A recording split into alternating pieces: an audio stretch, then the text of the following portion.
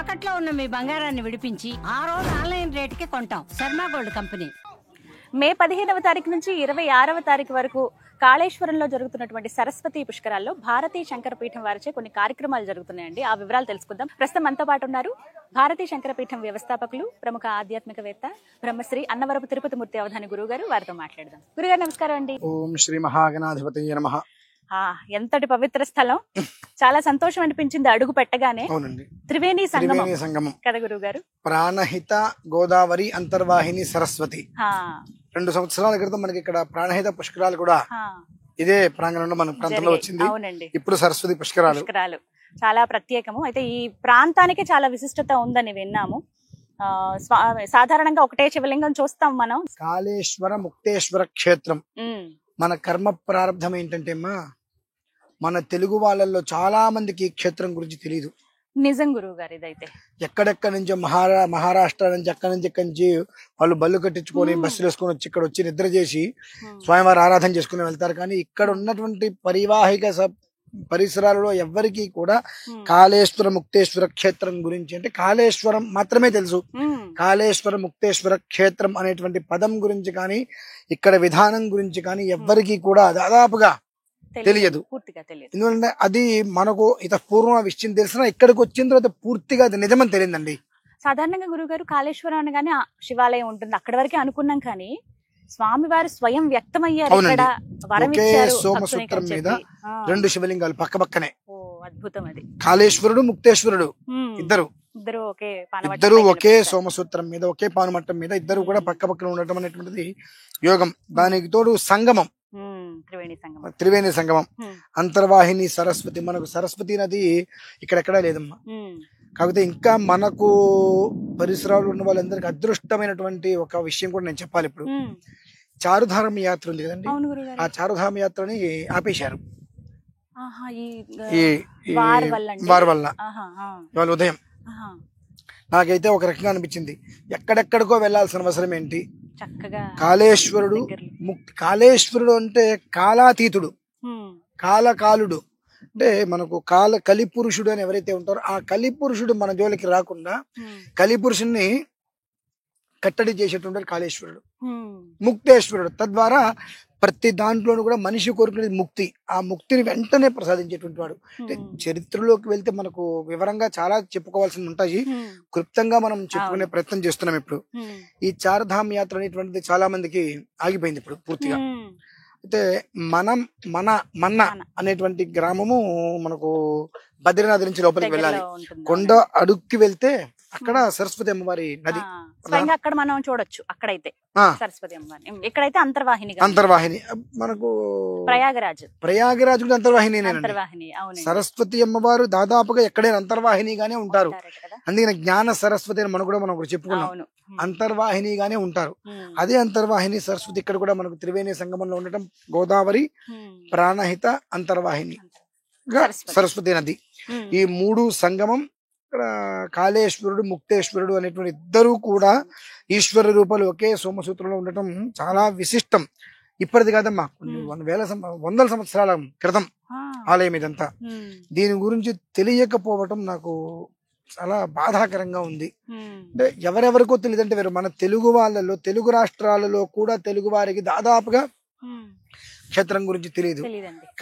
ఇక్కడికి మనం రావడానికి ముందు అసలు ఈ క్షేత్రం గురించి కాస్త ఎంక్వైరీస్ చేస్తే మేమైతే ఏర్పాట్లు చేస్తున్నామండి, ఈ ఆలయం గురించి కూడా పెద్దగా ఎవరికి తెలియదు అన్నట్టుగా కూడా మీరు కూడా ఇందాక మాట్లాడినప్పుడు అదే విషయం వచ్చింది.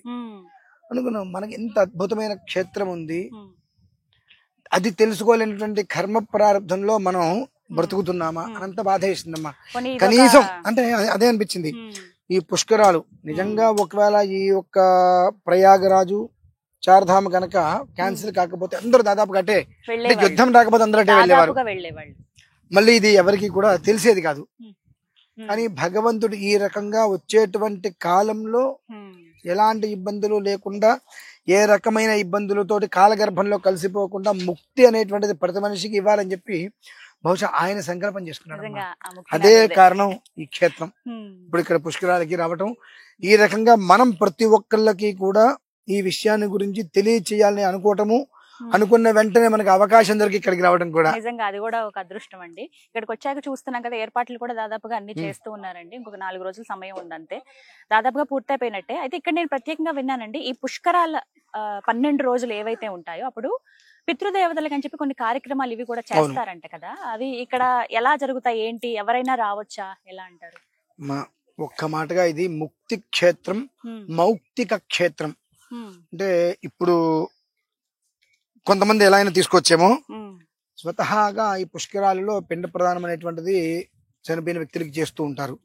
అయితే ఈ సంగమం అనేటువంటిది ఏ స్థితిలో మనకు వస్తుంది అంటే దాని ప్రభావం మనకి ఎలా ఉంటుంది, మనం ఇక్కడ ఏం చేయాలి అంటే ప్రధానంగా పితృదోషం అనేటువంటిది ఏదైతే ఉన్నదో, పితృశాప ప్రభావము పితృదోష ప్రభావంతో కుటుంబం వృద్ధి లేక, ఎదుగుదల లేక, సంతానం అనేటువంటిది అందక, గర్భస్రావాలు అయిపోతూ, వివాహం అనేటువంటిది 35-40 సంవత్సరాలు వస్తూ కూడా వివాహం కాక అనేక రకమైనటువంటి సమస్యలతో ఉండేటువంటి వారికి పితృదోష పితృశాప ప్రభావాలతోటి ఉంటారు.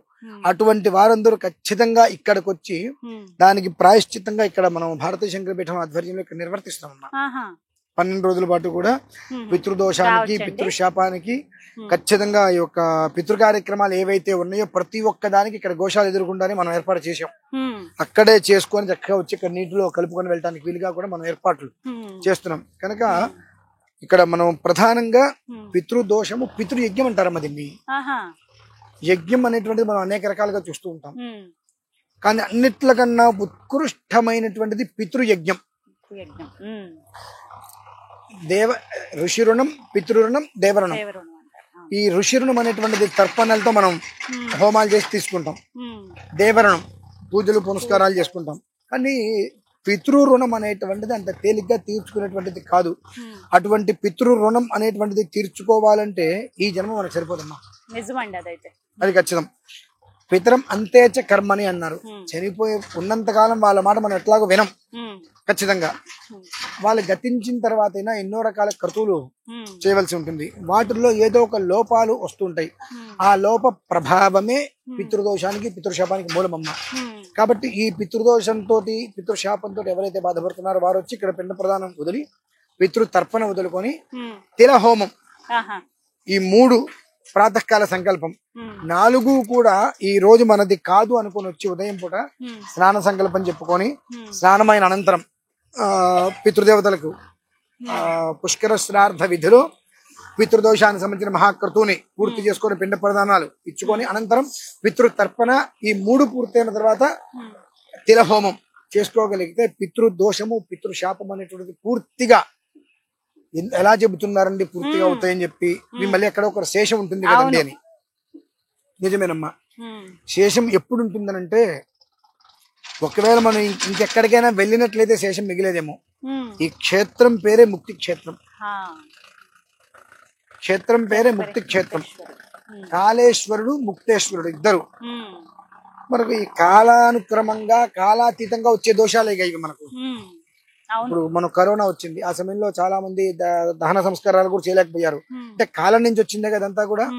ఆ కాలం నుంచి ఏదైతే మనకు సమస్య అనేటువంటి ఉత్పన్నమైందో అదే కాళేశ్వరుడు ఆ సమస్య నుంచి బయటకు తీసుకొచ్చి ముక్తేశ్వరుడు రూపంలో మనకు ముక్తిని ప్రసాదిస్తున్నాడమ్మా. అంతటి సుప్రసిద్ధమైన క్షేత్రం కాబట్టి ప్రతి ఒక్కరూ కూడా తప్పకుండా వచ్చి ఈ విధానాన్ని పూర్తి చేసుకొని పితృదేవతల అనుగ్రహంతో పుం అనేటువంటి నరకం నుంచి ఆ ఒక్క పితృదేవతల్ని తప్పించి వాళ్ళందరికీ కూడా చక్కటి స్వర్గధారం అనేటువంటి ఆ మార్గాన్ని మరొక్కసారి వారికి ఎక్కడెక్కడైతే కనుక అంటే ఆత్మ అనేటువంటిది ఉంటుందమ్మా. ప్రత్యేకంగా ఉండదు ఆత్మ, మనమే ఆత్మ. అంటే ఈ లోపల జీవి ఆత్మ అనేటువంటిది ఉన్నది కనుక మనం నడుస్తున్నాము, మాట్లాడుతున్నాం, చేతి తిప్పుతున్నాం. అది బయటకు వచ్చేస్తే అయిపోయింది. మనం విగత జీవి శవం రకరకాలుగా మాట్లాడతారు. ఆ లోపల ఆత్మ ఉన్నంతసేపు మనిషి రకరకాలుగా అంటారు. పోతే అయిపోయింది. ఆ ఆత్మ బయటికి వచ్చినప్పుడు దానికి ప్రేత రూపం విముచ్యత. ఆ రూపం నుంచి మళ్ళీ బయటికి తీసేయాలి. ఇంకా ఏదైతే ఆత్మకి ప్రేత రూపం అనేటువంటిది ఉందో దాని నుంచి విముక్తి చేయాలి. ఆ విముక్తి అనేటువంటిది రావాలి అంటే ఇటువంటివి ఏవైతే కనుక మనకు పుష్కర విధానాలు వస్తాయో ఆ పుష్కరంలో మామూలుగా చేసేటువంటి దానికన్నా సంగమం కొన్ని వేల రెట్లు ఫలితం. కాబట్టి అంత అద్భుతమైన సంగమం. చూస్తేనే ఆ తెలుస్తుంది. సంగమం గనక ఆ సంగమంలో వచ్చి ఆ పితృదోషాలకి పితృశాపాలకి సంబంధించినటువంటి దాంట్లో చేసుకుంటూ జలాంతే బ్రహ్మకల్పస్థ జాయిని దేవరూపిణి అంటే ఆ పిండం ఏదైతే కనుక పెడతారో వాటిని నీళ్ళలో కలిపే ముందు మంత్రం చెప్పిస్తారు. అక్కడ జయాంతే జలాంతే బ్రహ్మకల్పస్థ స్థాయిని దేవరూపిణి, ప్రేత రూపం అనేటువంటిది పోయి దైవ రూపం రావాలి అనగా దేవరూపము అంటే మరలా ఇంకొక జీవిని ఆశ్రయించాలి. మనం ఈ చిరిగిపోయిన వస్త్రాన్ని ఎలా అయితే వదిలేస్తామో అలానే ఈ శరీరాన్ని వదిలేస్తుంది ఆత్మ. దానికి ప్రేత రూపం నుంచి బయటికి తీసుకొచ్చి విముక్తి అనేటువంటిది కలిగించి దైవ రూపం దాన్ని మళ్ళీ ఆపాదింపచేయాలి. దాంతో మనకు ఉన్నటువంటి రుణం తీరిపోతుంది. అటువంటి అద్భుతమైనటువంటి సమయం ఇది. ప్రతి ఒక్కరూ కూడా సద్వినియోగం చేసుకోవాల్సిందిగా కూర్చున్నాము. దీనికి మన భారతీయ శంకరపీఠం నందు గోశాల ఎదుర్కొండానే అన్ని రకాలుగా వచ్చిన వాళ్ళకి అన్ని రకాల ఏర్పాట్లు చేస్తున్నాము. మనం దానికి వాళ్ళు కాల్ చేసినప్పటికీ కూడా ప్రతి విషయం ఎప్పుడు రావాలి, ఎలా రావాలి, ఆ విధానాలు ఏంటంటే కూడా మనం డైరెక్ట్ గానైనా రావచ్చు. ధన్యవాదాలు గురుగారు. విన్నారు కదండి, మే 15వ తారీఖు నుంచి 26వ తారీఖు వరకు సరస్వతి పుష్కరాలు జరుగుతున్నాయి. ప్రస్తుతం మేమున్నాము కాళేశ్వరం దగ్గర. కాళేశ్వర ముక్తేశ్వర క్షేత్రం ఇది. ఎంతో ప్రసిద్ధి చెందినటువంటి క్షేత్రం, ఎంతో చరిత్ర ఉంది. ఇక్కడికి వచ్చి చూస్తే అర్థమవుతుంది.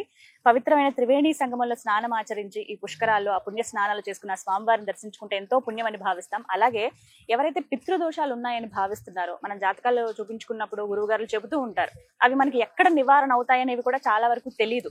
ఇలాంటివి ఒక గొప్ప అవకాశంగా భావించి ప్రత్యేకించి భారతీయ శంకరపీఠం ఆధ్వర్యంలో పితృదోషాలకు సంబంధించి కొన్ని హోమాలు కావచ్చు, తర్పణాలు కానీ వివిధ కార్యక్రమాలు చేస్తూ ఉన్నారు. ఎవరైతే ఆసక్తి ఉందో మేము చేయాలనుకుంటున్నామండి, మా వాళ్ళకి లేకపోతే మాకు తెలిసిన వాళ్ళకి చెప్పాలనుకుంటున్నామంటే కనుక వీడియో ఫార్వర్డ్ చేయండి. లేదు మీరే పాల్గొనాలి అనుకుంటే కనుక స్క్రీన్ మీద కనపడుతున్న నెంబర్స్కి కాల్ చేసి వివరాలు కనుక్కోండి. కానీ ఈ అవకాశాన్ని ఎవరు మిస్ చేసుకోవద్దు.